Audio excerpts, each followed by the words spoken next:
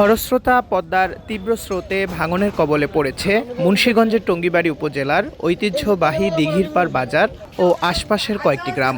গত এক সপ্তাহের ভাঙনে বিলীন হয়ে গেছে বাজারের 4টি দোকান।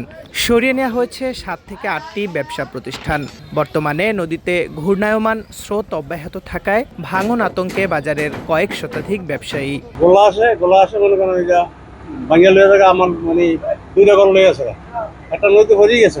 প্রতি বছরই এই মৌসুম আসলে বর্ষা মৌসুম আসলে ঘর ভাঙে, অনেকের ঘর ভাঙে, কিন্তু আসলে কর্তৃপক্ষ কোনো ব্যবস্থা নেয় না। 6টা নদীতে নিয়ে গেছে আর 4টা আমরা কোনো রকম ভেঙে উড়াইছি। খুবই আতঙ্কের রূপে থাকি।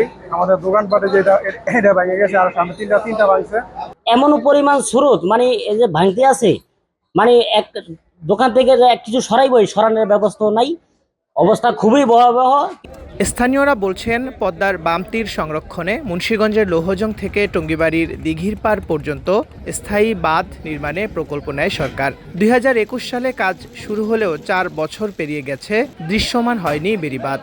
ফলে গেল বছরগুলোর মতো এবছরও ভাঙন ঝুঁকিতে দিঘিরপাড়, রাখিকান্দি ও শম্ভু হালদার কান্দির শতাধিক বসতঘর ও ব্যবসা প্রতিষ্ঠান। নদী ভাঙ্গা লয়ে যায়, অনহেরা আছে। আগে আসলো না কেন, আগে দেখলো না কেন? এরা যে ভাগ্যদের কোন নিছে এই 3 বছর হয়ে যায়, একটা 10টা বস্তা হালায়, 200 হালায়, এবার আর কাম করে না। এখানে বর্তমানে কয়েকটা দোকান প্রায় নদীগর্ভে বিলীন হয়ে গেছে। এইটা যদি নিয়মতান্ত্রিকভাবে সময় মতো কাজ করতো তাহলে হয়তো এগুলি হতো না। অনেক বালু বস্তা রয়েছে, সিমেন্ট রয়েছে, পাথর রয়েছে, এটি আগে যদি ফালাইতো তাহলে ভাঙতো না। এদিকে জিওব্যাগ ফেলে ভাঙন ঠেকানোর কথা জানিয়েছে পানি উন্নয়ন বোর্ড। আশ্বাস দিয়েছে স্থায়ী বাঁধ নির্মাণ কাজ দ্রুত বাস্তবায়ন করা হবে। কাজ চলমান আছে। 26টি প্যাকেজের মধ্যে ইতিমধ্যেই 6টি প্যাকেজের কাজ আমাদের সম্পূর্ণ শেষ হয়ে গেছে এবং অবশিষ্ট কাজগুলি 60 থেকে 80%-এর মধ্যে আছে। কোনো প্যাকেজে 80%-ও প্রোগ্রেস আছে। আমরা আশা করতেছি নির্দিষ্ট সময়ের মধ্যে কাজটা শেষ হয়ে যাবে।